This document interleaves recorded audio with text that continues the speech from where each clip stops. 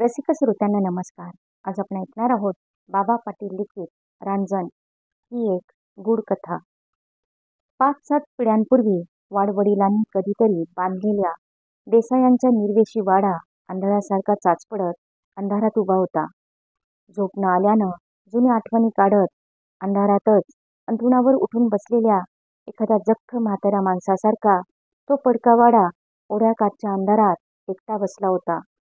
अधूनमधून खोकल्याची उबळ आली की दमेकरी म्हातारा घुमत राहावा तसा पडक्या भिंताडावरला पिंगळा बोलला की घुमत होता, परत शांत होत होता. अखेर शेवटी पहाटची चांदणी उगवली आणि त्या वाड्याची भयानकता उतरू लागली. पडक्या कुसवा पलीकडं दिवस मावळता मावळता गच्च माजलेल्या परड्यातल्या झाडांच्या बुडात साचून राहून मग पाण्यावरल्या तेलासारखा पसरलेला काळोख कासवानं अंग आत ओढून घेतल्यासारखा आकसू लागला आणि मग काळोखात हलताना उगीचच भयान वाटणाऱ्या त्या झाडांचे विस्तार हळूहळू झाडपण घेऊ लागले. जांभई द्यायला उघडलेल्या भुताच्या गाभाडागत दिसणारी परड्याच्या मधोमधची जुनाट विहीर आणि आयाळ पिंजारलेला प्रचंड घोड्यासारखा दिसणारा दाटपंद उगवलेला पडका कुसव स्पष्ट दिसू लागला होता. माहीत असूनही उगीचच मनी कांक्षा उभी करणारी भूताच्या बाहुल्यागत भिंतीतून लोंबणारी तुळवट आणि चमत्कारिक आकार घेऊन बसलेली वाड्याची पडकी भिंताडं मग ओळखू यायला लागली. रात्रभर चरायला बाहेर पडलेली वाघळं कुसवाकडच्या उंच पिंपळावर जमू लागली. कर्कश आवाज करीत फांद्यांना लोंबू लागली. रात्रभर झपाटल्यागत दिसत असलेला सगळा वाडाच पहाट वाढू लागली तसा मांत्रिकानं भूत उतरल्यासारखा सरळ दिसू लागला. पहिल्या कोंबड्यानं बांग दिली. घराघरातून जाती घर करू लागली. रात्रभर स्मशान शांत पडलेल्या त्या खेड्यात धुकधुकी भरू लागली आणि मग त्या वाड्याच्या पडक्या भिंतीच्या आधारानं उतरलेल्या छपरात झोपलेल्या यशवंत आणि अंशीचा डोळा चिकटला. दोघांनाही गाढ झोपा लागल्या. चांगलं फटफटलं. वरतीकडं आभाळ उमललं. परड्यातल्या शेवग्यावर कावळे करकरू लागले. चिमण्या चिवचिवू लागल्या. डालाखाली झाकलेल्या कोंबड्यांचा कल्लोळ उसळला आणि खांद्यावरल्या कावडी करकरावत ओढ्यातल्या हेळावरून माणसं खेपा टाकू लागली. तशी यशवंताची म्हातारी तनतन करतच मध घरात आली आणि दिवसभर येस्तेवर पसरलेल्या लेकसुनेला शिव्या हसडू लागली. डोळे चोळत यशवंता उठून बसला. वीज हल्ल्यासारखी अंशी हल्ली. लाजून चटदिशी अंथरुणातून बाजूला झाली. डोक्यावरला पदर तिनं सरळ केला आणि तडक उठून ती जेवणाच्या सोप्यात गेली. यशवंतानं मशेरी हातावर घेतली. म्हातारी लाख शिवी मोजत होती. अंड्याला आलेल्या तलंगेगत ती एकसारखी करकरू लागली. तशी यशवंतानं तिला ख्यास मारली. रामा धर्माच्या पारी काय उगत वाण वाजवाया लागलीस? रात सारी कसली ती नीज नाही डोळ्याला, नि तू आणि का वाणलीयास? नीज नाही याला रात्रभर. तुम्हा मोर काय राधा नाचत होती वय? राहून राहून कोणी हिला हळ्याच मारल्या नव? मी येऊ का म्हणून विचारलं. उठून मी समद घर नि परंड बी पालथ घातलं, पर कोण बी नजर पडलं नाही. दार बी कस लावलेली होती. अडगुळ बी जथल्या तिथंच होतं. रात्रभर ह्योच गोंधळ चालू होता की. लेकाचं बोलणं ऐकता ऐकता म्हातारीच्या डोळ्यात चमक झडली. परड्यातल्या पिंपळासारखी ती शेंडाबूड थरकली. खुळ्यासारखं तोंड पसरून बघतच राहिली. मग चटदिशी भानावर आली आणि सुनेकडं तोंड वळवून पिंगळा बोलल्यागत हसली आणि म्हणाली, उचका पडला असल मर्दिनी, त्याला काय इतकं भ्याचं? मवाळकीनं सासू बोलली तशी अंशी दाराच्या चौकटीत आली. तेव कुठला आत्यासाप? चांगलं कानापाशी त्वांड आणून 2 डाव स्पष्ट हळ्या मारल्यानी येऊ का म्हणून विचारलं. मग मात्र म्हातारीची अगदी सोळाने खात्री पटली. तिच्या मनात काही कांक्षा उरली नाही. सुनेकडं तोंड वळवून ती गरजली, असल कोण तरटा घ्या, मड बसवलं त्याचं. गर्तीला येऊ का म्हणून विचारतो व्हय? म्हातारीनं मग त्या हळ्या मारणाऱ्यावर तोंड सोडलं. पाण्याची कासंडी उचलून यशवंता परड्यात गेला. त्याच्या चाहुलीनं बुजून ऊन खात पडलेला परड्यातला पिवळा धमक असा भल्ला दांडगा नाग लसलसत विहिरीत निघून गेला. नाग दिसेनासा झाल्यावर धोंड्यावर उभं राहून यशवंतानं तोंड धुतलं. सांडलेले पाणी झुळझुळत केळीच्या आळ्यात गेलं. एकाएकी आठवण होऊन त्यानं वर बघितलं. केळीचा घड तयार झाला होता. वर झाकलेल्या तरटातून गरवारशीच्या पोटासारखा स्पष्ट दिसत होता. केळ उतरली पाहिजे मनी विचार करीत मुडपल्या बोटांनी त्यानं तोंड निरपलं. धोंड्यावर ओले पाय झाडले. मग धोतरानं तोंड पुसत तो जेवणाच्या सोप्यात आला. सासू आणि नवऱ्यापुढं अन्शीनं चहाचे कप ठेवले. यशवंत आणि म्हातारी दोघांनीही चहा संपवला. म्हातारीनं डबीतून तपकिरीची चिमूट काढली आणि यशवंतानं पण चमची सोडली. काखेला घागर घेऊन सून दाराबाहेर पडली. तसं बसल्या जागेवरूनच म्हातारीनं बाहेर बघितलं. कोपऱ्याला वळून सून दिसेनाशी झाली तसं बसल्या बसल्याच ती पुढं सरकली आणि खाजगी आवाजात लेकाला म्हणाली, "येस बा, रात्री अन्शीला हळ्या मारल्या त्या कुणी टग्यानं नव्हतं लेकरा." चमकून यशवंतानं तोंड वर उचललं. आई काय म्हणाली ते त्याला समजलं नाही. अशा अर्थानं त्यानं तिच्याकडे बघितलं. "इतकं कसं रे तुझ्या ध्यानात भरत नाही? दार गच लावल्याला भाळीत माणूस कसं येईल रे इतक्या रात्री?" कान चावता चावता यशवंता दचकला आणि म्हणाला, "म्हणजे मला नाही समजलं तुझं बोलणं." परड्यातला पिंपळ सळसळल्यासारखं म्हातारी यावर खुळखुळ हसली आणि मग कहाणी सांगावी तसं लेकाला सांगू लागली. एखाद्या घरात वाडवडिलांनी पुरून ठेवल्याला धन असतं. पुरणारा मरून जातो नि धन जिमिनीतच राहतं. मग पिवळा जरद भुजंग होऊन तो ते धन राखत असतो. धन देऊन टाकायची त्याला इच्छा होते. मग एखाद्याला हळ्या मारून तो येऊ का म्हणून विचारतो. दाढेला धरलेलं पान चघळायचं यशवंताला भान राहिलं नाही. पापणीनं लववता तो ऐकू लागला आणि आवाज कापरा करून म्हातारी सांगू लागली. त्याला ये म्हटलं की रांजणच्या रांजण धन जिमिनीतनं वर येतं. मध्येच आडून यशवंतानं विचारलं, "म्हणजे अन्शीला हळ्या मारणारा तो राखणदारच असल म्हण की." "तर कोण? मगा धरणं काय तुला काय कानी सांगते वैर?" आजारी ढोरागत यशवंताचं अंग थरकलं. अंगावर फणसासारखा काटा सरसरून उभा राहिला. क्षणभर भांबावून त्यानं म्हातारीला म्हटलं, "असं नवं, मला नाही म्हणून विचारलं." म्हातारी मग आणखीनच खुलली आणि नव्या रंगानं त्याला पुढं सांगू लागली. "ढीकच्या ढीक सोनं रूप जिमिनीतनं वर येतं. कुठं ठेवू नि कुठं नको असं माणसाला होऊन जातं. नजर ठरत नाही इतकं अपरंपार सोनं गवसतं." आईचं बोलणं ऐकून जिभेवरल्या गुळागत यशवंता पाघळला. सोन्या रुपयाच्या राशी त्याच्या नजरेला दिसू लागल्या. टाळा पसरून तो आईचं बोलणं ऐकू लागला. म्हातारीनं दम खाल्ला. इकडं तिकडं बघितलं आणि मग हळू आवाजात त्याला बजावलं, "पुन्हा कवा हळी आली तर तिला ये म्हणाया सांग." ती पुन्हा जरा थांबली आणि एकदम उसनली. "आता ये मातूर खरं, त्याला ये म्हणणारा माणूस जथल्या तिथं मरतं बरं का." अंडील पाड्यासारखा यशवंता तान दिशी उडाला. खुळ्या कावऱ्यासारखा आईच्या तोंडाकडे बघू लागला. क्षणाभरात त्यानं स्वतःला सावरून घेतलं. तो चट दिशी उठून उभा राहिला आणि हात झिंजाडत आईला म्हणाला, "तसलं सोनं रूप आपल्याला न ग. माणूस गेल्यावर ते धन काय जाळायचंय?" 1000 जोर बैठका मारल्यावर हातपाय कापावेत तसं त्याच्या अंगात कापरं शिरलं. श्वासोच्छ्वास करणं जड वाटू लागलं. जमिनीवर तळहात टेकून आधार घेत म्हातारी उठून उभी राहिली आणि मायेनं त्याच्या पाठीवरून हात फिरवून त्याला म्हणाली, "नाही म्हणू नकस लेकरा. काळीज घट्ट केल्या बिकार कुठला आलाय पैका. खुळ्यागत करू नकस बाबा.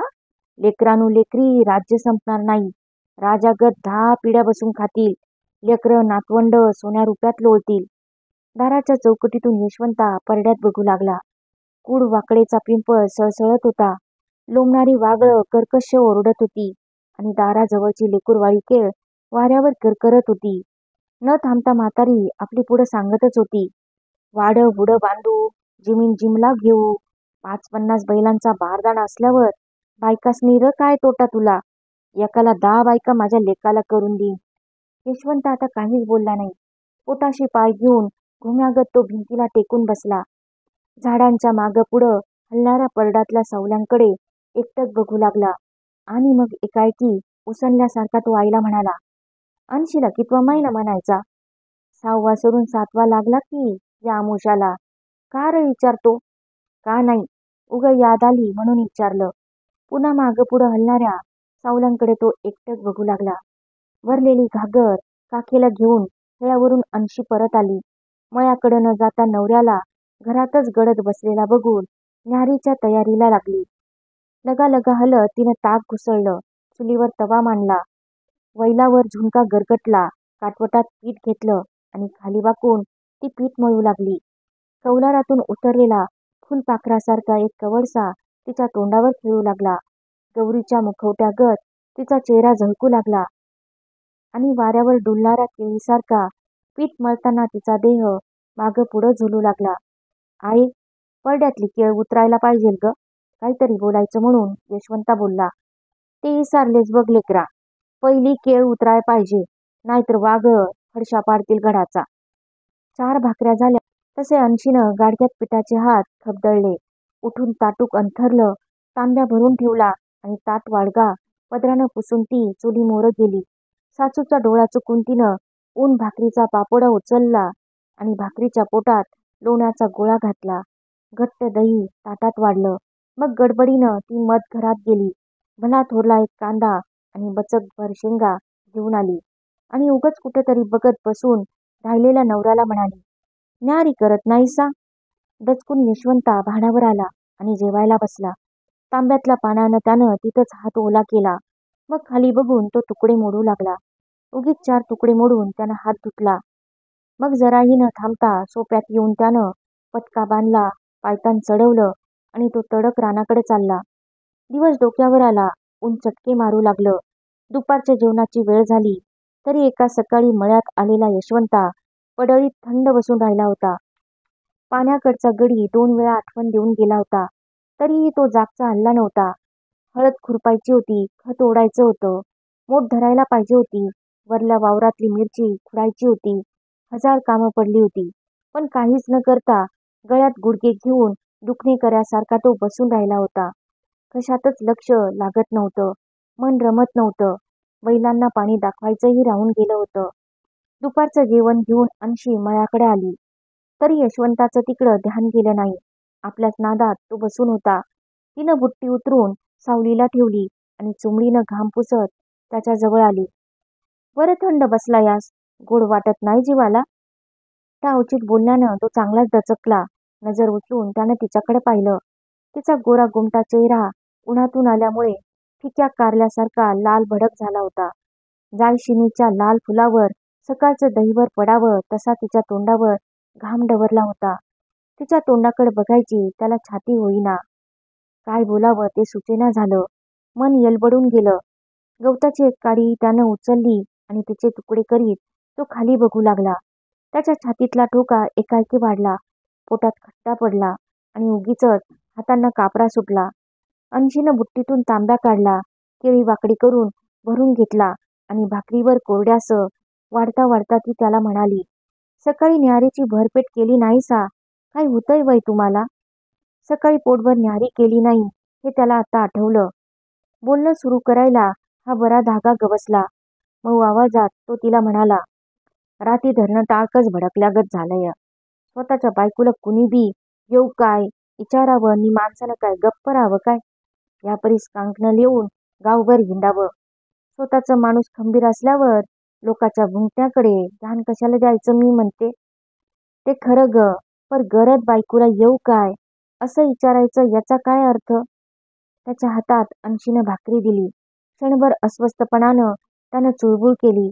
मग मनाचा धडा करून तो तिला म्हणाला, "पुण्यान डावकवा हळी मारली तर बेलाशीक त्याला ये म्हण नि मला जागा कर. त्याचं टाळकं शेकल्या बिगार मला गम नाही पडायचा." बोलण्याला सुरुवात झकास झाली. पहिल्यापेक्षा आता धीरही वाढला होता. हातातली भाकरी एकाकी बुट्टीत ठेवली आणि हात झाडला. "मला भाकरी दिकून गोड लागत नाही. ओ देईन म्हण, त्या बिगार मी अन्नाला शिवणार नाही." एकाएकी नवऱ्याचा तो अवतार बघून अन्शी घाबरली. "खुळ्यागत असं हो का करता? पुड्यातली भाकरी कशापायी बाजूला सारता?" तांब्या वाकडा करून त्यानं हात देखील धुतला. तशी ती जास्तच गडबडली.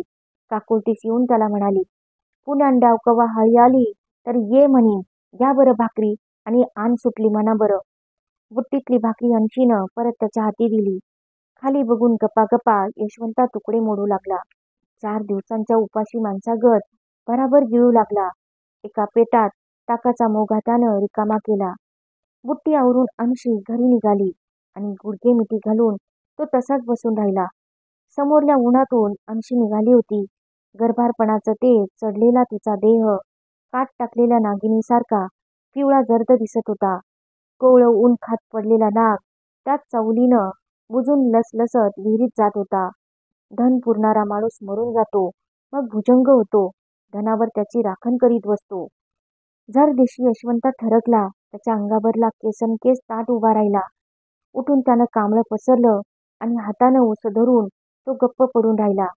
हळदीतली खुरपणी आटपून एका हातात खुरप आणि दुसऱ्या हातात भाकरीचं गठळ घेऊन गडी पडळीतून आला.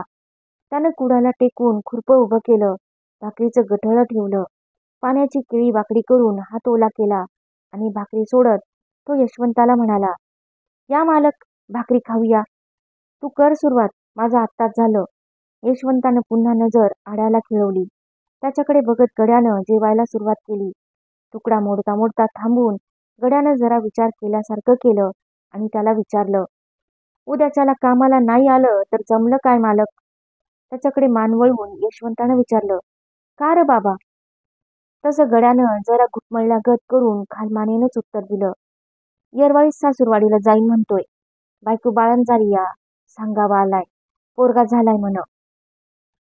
एका दमात सगळं सांगून गडी रिकामा झाला आणि लाजल्यागत करून उगीचच हसला. पायात एकाएकी सापटुळं अडकल्यासारखा यशवंताला वाटलं. त्यानं चट दिशी तोंड बाजूला वळवलं. काहीच उत्तर केलं नाही. तसं गड्यानं त्याला पुन्हा एकदा विचारलं. मग मानेनंच खुणावून त्यानं जा म्हटलं आणि पुन्हा पहिल्यासारखं आडं निरखणं सुरू केलं. दिवस मावळला, झांझड पडू लागलं. तसा कामातून गडी पडळीकडे परत आला. पाय पोटाशी घेऊन कुत्र्यागत मुरगाळून यशवंता पडला होता. त्याला बघून पडळी बाहेरूनच गडी म्हणाला, आ, गावाकडे जात नाहीस वय मालक? भानावर येऊन यशवंता उठून बसला आणि मग अपराध्यागत हसून म्हणाला, वाईच पडलो तर डोळाच लागला नवं का? तो उठून बसला. उशाला घेतलेला पटक्याचा बोळा उलगडून त्यानं झटकला, नीट डोक्याला बांधला आणि पायतान चढवून तो गावाकडे निघाला. दाराच्या चौकटीतनं तो घरात आला. डोक्याचा पटका काढून त्यानं सोप्यात खुंटीला अडकवला. मग तडक तो मागच्या सोप्यात आला आणि कासंडी उचलून परड्यात गेला. दाट झाडोऱ्यातून फिरणारा काळोख आता परड्यात गडद होऊ लागला होता. कासवानं कवचाबाहेर अंग काढावं तसा हळूहळू पसरत होता. पडकी विहीर मंतरल्यासारखी भेसूर रूप घेऊ लागली होती आणि दिवसभर कुसवा कडेच्या पिंपळाला उलटी टांगलेली वाघळं जागी होऊन कर्कश ओरडत होती. फडाफडा पंख वाजवून अंधारात झेपा घेत होती. पडक्या कुसवाचा आयाळ पिंजारलेला घोडा बनू लागला होता आणि लोंबणाऱ्या तुळवटातून भूतांचे बाहुटे बाहेर पडत होते. यशवंतानं नजर वळवली आणि केळीबूटच्या धोंड्यावर तो आला. कासंडीतलं पाणी त्यानं पायावर ओतून घेतलं, चूळ टाकली आणि तोंडावर हात फिरवला. एकाएकी वाऱ्याची एक झुळूक आली, तशी केळीची पानं फडफड वाजली आणि गर्भारशीन कणावी तशी केळ करकरली. चमकून यशवंतानं वर बघितलं. त्याच वेळी खळखळ असावं तसा पिंपळ सळसळला. उगीचच अंधार ढवळून झाड पुन्हा शांत झाले आणि भिंतीवरल्या पिंगळ्यानं आवाज काढला. पाय न झाडताच यशवंता जेवणाच्या सोप्यात आला. मधघराच्या उंबऱ्यावर भांडी टेकून आई तपकीर ओढत बसली होती. सकाळ शब्दानंही तिच्याशी न बोलता यशवंत ताटक्यावर जाऊन बसला. अंशीनं ताट वाढून ठेवलं. खाली मान घालून तो तुकडे मोडू लागला. समोर ठाणवईवर चिमणी जळत होती. चिमणीची ज्योत नागिनीसारखी वळवळत होती. चुलीमोहरं बसलेल्या बायकोकडं त्यानं चोरटी नजर टाकली. पेटत्या जळणाचा पिवळा केशरी उजेड अंशीच्या देहावर खेळत होता. तिचा चेहरा सोन्याच्या मुखवट्यासारखा झगमगत होता. तिच्या उभार पोटावर त्याची नजर खिळली आणि मनात अचानक वीज चमकून गेली. अंशीला होणारं पोर कुणागत असेल, पोरगा होईल का पोरगी? आणि त्याचं जेवणच एकाएकी संपलं. भाकरी बाजूला काढून त्यानं पितळीतच हात धुतला आणि उठून तो मधघरात आला. त्यानं स्वतःचं कांबळं टाकलं आणि एखाद्या दुखणेकऱ्यागत भिंतीकडे तोंड करून तो पडून राहिला. आवराआवर करून अंशीनं तुकडा खाल्ला. मग मधघरात येऊन अंथरून टाकलं. नवऱ्याला हाक मारून सरळ झोपायला लावलं आणि चिमणी विझवून ती त्याच्या शेजारी झोपली. यशवंताची छाती एकाएकी धडधडू लागली. श्वासोच्छ्वास जड होऊ लागला. अंगात कापरं शिरलं आणि एकसारखा तो कुजबदलू लागला. थोडा वेळ गेला आणि कोणीतरी उशासनं पायशाला चालत गेल्यासारखं वाटलं. कवड्या ऊत घातल्यासारखा मधघरात घमघमाट सुटला. यशवंताला दरदरून घाम फुटला. तो अंथरुणातून उठून बसला. तशी घाबरून अन्शी त्याला म्हणाली, काय हो, तुला वास आला नाही का ग? कसला वास? असं काय करायला लागलाय तुम्ही? काय नाही, ऊत घातल्यागत वास आला तेव्हा बघितलं. तो परत आडवा झाला. बघता बघता अन्शीचा डोळा लागला. तिच्या घोरण्याचा आवाज एका लयीत घुमू लागला आणि अंधारात डोळे खुपसून तो वाट बघू लागला. वाळवंटी पिकलेल्या माशासारखा उलटा पालता होऊ लागला. उदाचा घमघमाट पुन्हा आणखी दरवळू लागला. कुणीतरी चालत गेल्याचा आवाज उषा पायथ्याला वाढू लागला. अंधारावर रंगवलेला गड्याचा चेहरा त्याला काहीतरी विचारून लाजू लागला आणि एखाद्या तापकऱ्यासारखा यशवंताच्या अंगाला दरदरून घाम फुटू लागला.